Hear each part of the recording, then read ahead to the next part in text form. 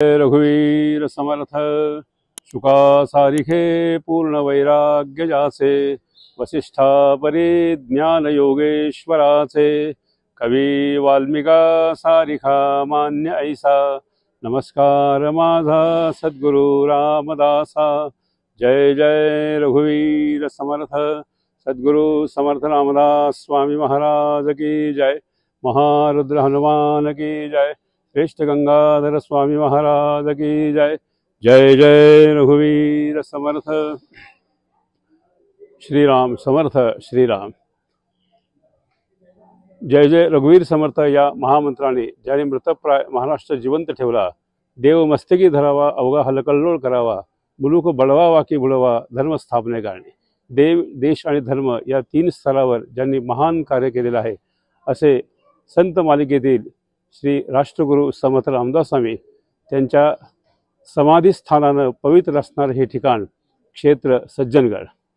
या सज्जनगडावर समर्थ किती साली आले हा एक विषय आहे आणि सज्जनगडावर समर्थाने जो अवतार संपवला त्यांचं जे समाधी मंदिर येतं आहे त्याची थोडक्यात माहिती ही समर्थ भक्त सुरेश व सोनार रामदास स्वामी संस्थान सज्जनगड इथून आपल्याला ही माहितीची सेवा देत आहे। तेव्हा इसवी सन 1673 साली छत्रपती शिवरायांनी हा जो किल्ला आहे हा किल्ला जिंकला।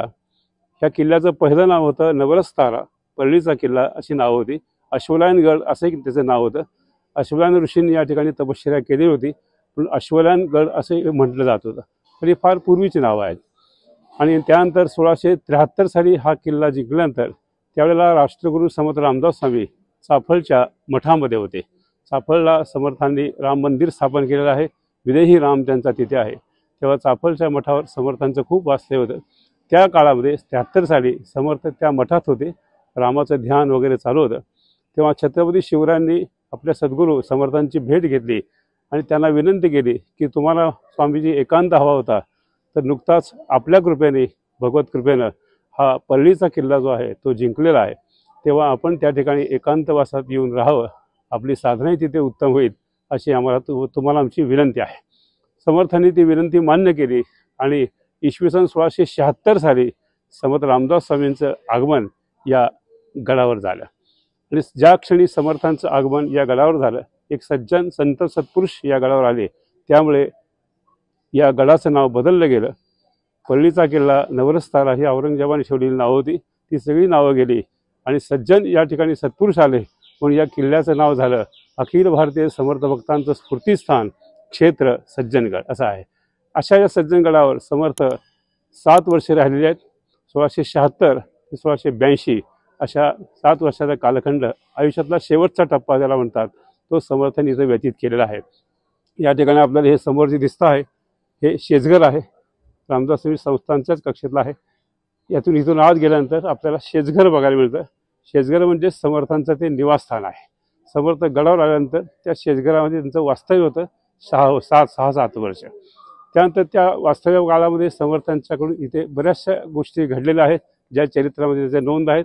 त्यातली मुख्य गोष्ट आहे ब्रह्मबिसा कथा आहे। त्यानंतर समर्थांनी एका प्रसंगी कल्याण स्वामींची सगळ्या शिष्यांची परीक्षा घेऊन पाठीमागे ब्रह्मबिसा मारुती जे आहे त्या ठिकाणी समर्थांनी शिष्यांची परीक्षा घेऊन गुरुत्व पद जे आहे ते कल्याण स्वामींना बहाल केलं। अशा अनेक प्रसंग या सज्जनगडावर घडलेले आहेत आणि म्हणजे या किल्ल्यावरती समर्थांचं वास्तव्य असताना जे प्रसंग घडले ते मोठे आपल्याला चिंतनीय असे आहेत, आपल्याला मार्गदर्शक आहेत। तर असा काळ व्यतीत होत असताना समर्थांचा इसवी सन 1680 साली या ठिकाणी छत्रपती शिवरायांचं निर्याण झाल्याची कथा आपल्याला माहिती असेल। त्यानंतर 80 साली निर्याण झाल्यानंतर त्यावेळी समर्थ शेजघरामध्ये होते। समर्थांना ती बातमी समजली होती आणि त्यानंतर समर्थांनी ठरवलं की आपला पण आता अवतार संपवायचा आणि रामचंद्रांच्या चरणी आपण विलीन व्हायचं, आपलं कार्य झालेलं आहे। त्यामुळे समर्थ 1681 साली चाफळच्या रामाजवळ गेले। चाफळच्या रामाला त्यांनी प्रार्थना केली की रामा बस तुझ्या कृपेनं दास म्हणे आम्ही केले पावलो दयेचे नाही सरी, तुझ्या कृपेने हे सगळं कार्य केलेलं आहे, तेव्हा आता आम्हाला तुझ्या चरणी यायची इच्छा आहे, तेव्हा तुझी परवानगी असावी असं त्यांनी अत्यंत प्रेमाने रामरायांची प्रार्थना केली। रामरायांनी त्यांना अनुमती दिली। त्यावेळेला समर्थांनी फार सुंदर सुंदर कथा आहेत, एवढं सगळं सांगता येणार नाही। त्यानंतर समर्थ 81 साली पुन्हा गडावर आले, पुन्हा शेजघरात रमले। त्यांची साधना, ध्यानधारणा, नामस्मरण वगैरे सगळं सुरू झालं। सोबत शिष्यवर्ग होता। त्या ठिकाणी अक्का स्वामी होत्या, उद्धव स्वामी असे बरेचसे शिष्य होते. आणि मग 81 साल संपल्यानंतर इसवी सन 1682 साली माघ वद्य नवमी शनिवारी समर्थांनी हे जे शेजघर आहे त्या शेजघरामध्ये 2 प्रहरी आपली प्राणज्योत या ज्या रामाच्या मूर्ती आपण बघतो त्या रामाच्या मूर्ती तिथे ठेवल्या होत्या. प्रसंग असा आहे सर की माघ वद्य पंचमीला त्या रामाच्या मूर्ती या सज्जनगडावर आणल्या. त्या तंजावरून एका आंधळ्या कारागिराने तयार केलेल्या आहेत, ज्या राममूर्तीचं आपण दर्शन करतो. मग त्या मूर्ती समोर ठेवून समर्थांनी त्या रामरायांची 5 दिवस पूजा केलेली आहे, स्वहस्ते पूजा केलेली आहे. म्हणून त्या राममूर्तींना फार मोठं महत्त्व निर्माण झालेलं आहे. तेव्हा असे रामाचं आपण दर्शन करतो आहोत. त्यानंतर माघ वद्य नवमीला समर्थांनी त्या रामाकडे पाहत पाहत आपली प्राणज्योत त्यांच्या हृदयाकाशात ठेवून दिली, म्हणजे स्थिर केली. म्हणजे समर्थांनी आपला देह अर्पण केला, म्हणजेच प्राण सोडला. म्हणजे समर्थांचं निर्याण झाल्याची ती कथा आहे. हे झालं माघ वद्य नवमी 1682 साली शनिवारी. तेव्हा अशी ही कथा या शेजघरात घडलेली आहे. आणि त्यानंतर या सज्जनगडच्या इतिहासामध्ये त्यावेळेला मग इथं काय होतं, आता हे मंदिर आपल्याला दिसतं आहे, हे जे समर्थांचं समाधी मंदिर आहे. इथं त्यावेळेला समर्थ जेव्हा राहत होते त्यावेळेला मोठा इथे खड्डा होता, मोठा खड्डा होता. आणि मग तो खड्डा बुजवावा असं शिवराय म्हणाले. पण समर्थ म्हणले की या खड्ड्याचा पुढे मोठा उपयोग होणार आहे, तू काय ते बुजवायला जाऊ नको. तर ते पुढे हा इतिहास घडणार होता. मग या शेजघरामध्ये समर्थांना जेव्हा देह ठेवला, प्राण अर्पण केले, तेव्हा त्यांचा जो पार्थिव देह होता त्या देहाला या खड्ड्यामध्ये त्याच्या शिष्यवर्गांनी आणि भक्तगणांनी अग्निसंस्कार केले त्या खड्ड्यामध्ये.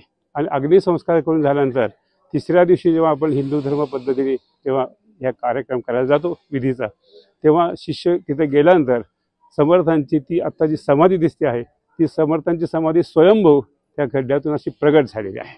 चरित्रामध्ये अशी नोंद आहे. आणि मग ती समाधी प्रगट झालेली. त्यानंतर संभाजी महाराजांनी, छत्रपती शिवरायांचे सुपुत्र, त्यांनी हे मंदिर 2 महिन्यात उभं केलं. संभाजीराजे त्यावेळी आले होते त्या प्रसंगी आणि त्यांनी हे मंदिर उभं केलेलं आहे. पुढचा सभामंडप पण नंतर झालेला आहे. पण संभाजी महाराजांच्या काळात ते मंदिर झालं. आणि मग स्वयंभू समाधीची पूजा अर्चा वगैरे सगळ्या गोष्टी सुरू झाल्या.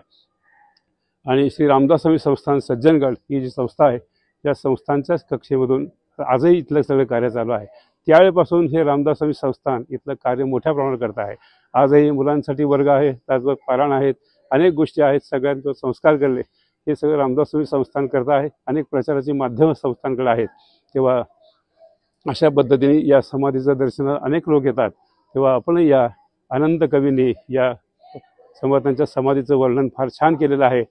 सह्याद्रीगिरीचा विभाग विलसे जो या जना उद्धरी, सह्याद्रीगिरीचा विभाग विलसे मांदार शृंगापरी, नामे सज्जन जो नृपे वसविला, श्री उर्वशीचे तिरी, साकेताधिपती कपी भगवती, हे देव जानचे श्री, येथे जागृत रामदास विलसे जो या जना उद्धरी.